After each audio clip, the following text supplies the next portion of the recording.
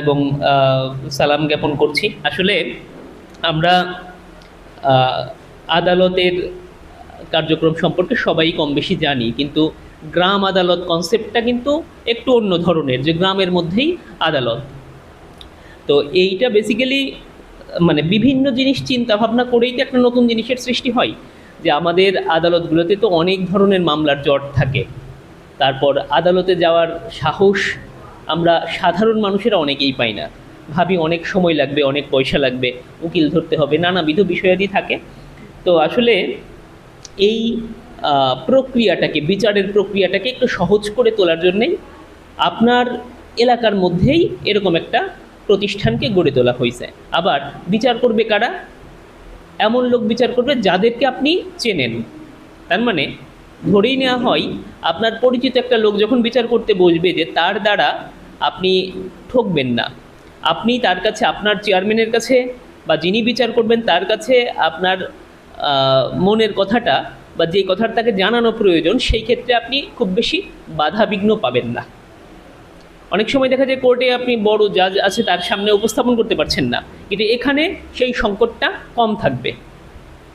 আচ্ছা, আর এই যে বাদী প্রতিবাদী বা পক্ষ প্রতিপক্ষ নিয়ে যেটা একটা ছোট গল্প বলি, দেখবেন যে যারা জমি জমার কাজের সঙ্গে যুক্ত তারা জানেন।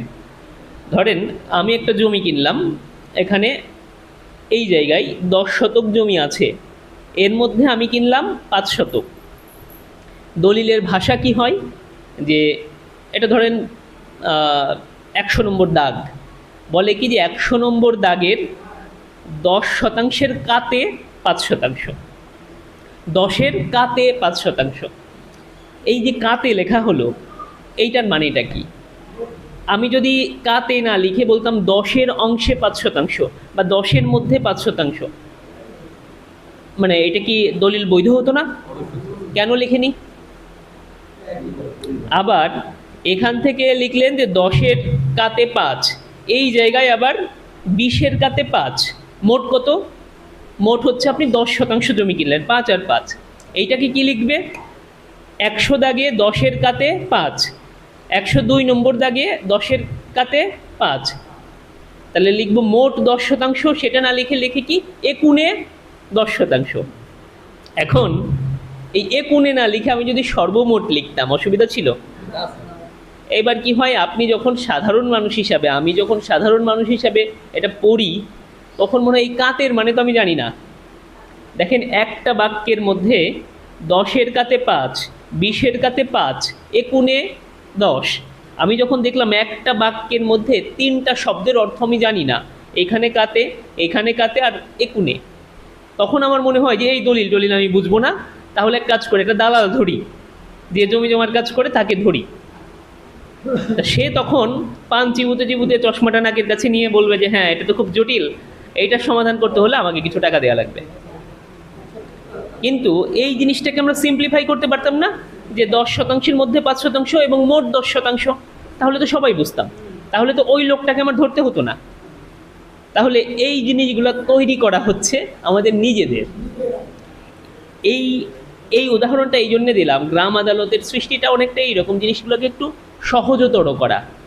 আমরা এত কঠিন, এই ধরেন এই গাউন পরে যখন আপনার সামনে একজন উকিল আসবে তখন, বা আপনাকে জেরা করবে, তখন আপনি স্বতঃস্ফূর্তভাবে যে কথাটা বলতে পারতেন সেইটা বলার সময় আপনি একটু আড়ষ্ট হয়ে আসবেন, আপনার কথাবার্তা বলতে একটু মানে দ্বিধাদ্বন্দ্ব কাজ করবে। তা সেইটা যাতে না হয়, সহজভাবে যাতে আমরা সমাধানগুলো করতে পারি, সেজন্য এই গ্রাম আদালতের সৃষ্টি। এবং এটার এখতিয়ারও তো, ধরেন একটা রেপ কেস, ধর্ষণ মামলা অথবা একটা হত্যা মামলা, সেটা কি গ্রাম আদালত নিতে পারবে? তা সেইটার জন্যে ওই গাউন পরা লোকের কাছেই বিচার যেতে হবে, তাই না? সেই জন্য সেটা আলাদা। কিন্তু যেগুলো সহজ, এই ধরেন ছোটোখাটো বিষয় নিয়ে যখন আমরা আদালতে যাচ্ছি, এইগুলা আদালতে অত গুরুত্ব পেতে পেতে দেখা গেল একটা ছোট্ট বিষয় নিয়ে আপনার 5 বছর কেটে গেছে। আপনার হচ্ছে মুরগি চুরির কেস, তো যদি এর জন্য 5 বছর কেটে যায়, তা আপনার মুরগির জন্য আর তাই শোকও থাকবে না এত বছর। এই জিনিসগুলা, যেই জিনিসগুলা তুলনামূলক সহজ, সেগুলাকে গ্রাম আদালতের এখতিয়ারে রাখা হয়েছে। এবার বলি আপনাকে কেন ডাকা হয়েছে এখানে। তাদেরকে ট্রেনিং দিলে বা তাদেরকে আলাপ করলে তারাও শিখতে পারতো। তা আপনাকে এখানে ডেকে আনা হয়েছে, আপনার সময়টা নেওয়া হয়েছে। আমরা এত দূর থেকে আসছি, আমাদের লোকজন যারা কাজ করছে এত সময় দিচ্ছে, সরকার এইটার জন্য একটা বরাদ্দ রেখেছে, তার মানে এই টোটাল প্রক্রিয়াটার পেছনে একটা বড় অঙ্কের খরচ আছে সরকারের। উদ্দেশ্য কি সরকারের? আপনাকে এটা জানানো। এখন আপনি জানলেন, তাতে কি খুব বেশি লাভ হবে? এখানে কতজন পার্টিসিপেন্ট আছে? ধরেন 50-60 জন মনে করি। এই 60 জন জানলে আমার তো কোনো লাভ নাই। এই ইউনিয়নের বাসিন্দা কতজন? এই ইউনিয়নে ভোট কত? আপনাকে ধরেই নেওয়া হয়েছে আপনি আপনার গ্রামের বা আপনার বাড়ির আশেপাশের 2-4টা পরিবারের প্রতিনিধিত্ব করেন, সেইভাবে আপনাকে নেওয়া হয়েছে। আপনাকে জানানো হলো আপনি এই বিষয়টা কোনো না কোনো সময় আপনার আশেপাশের লোকের সঙ্গে এটা শেয়ার করবেন, তাহলেই সরকারের উদ্দেশ্য সফল।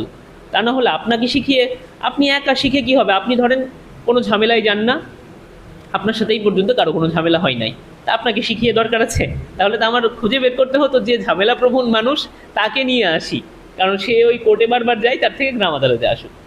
বিষয়টা আপনি জানলেন, আপনাকে জানানোর মাধ্যমে আপনার পরিবার জানবে, আপনার আশেপাশের 2-1 জন জানবে, তবেই এই আলোচনাটা সার্থকতা পাবে। পর্যায়ের প্রকল্প, এই প্রকল্পের মাধ্যমে সরকার যে আইনি যে জটিলতা বিভিন্ন কাজে জড়িয়ে রয়েছে, গ্রাম আদালতের ভিতর দিয়ে এই সহজ এবং স্বল্প সময়ে অল্প খরচে এটা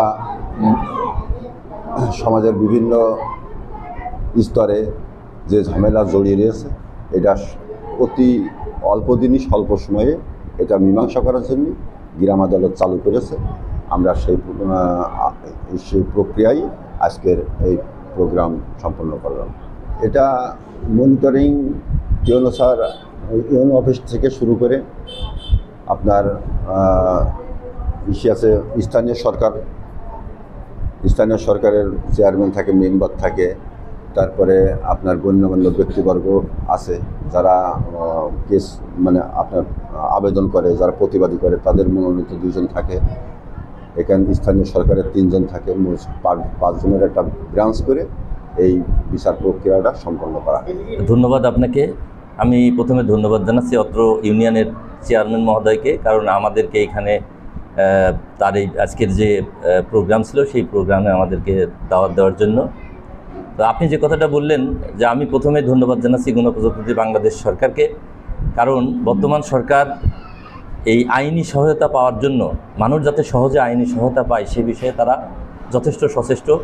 সেই কারণেই আজকে 1976 সালে একটা অধ্যাদেশ জারি হয় এই গ্রামীণ যে বিচার ব্যবস্থা এটার উপরে।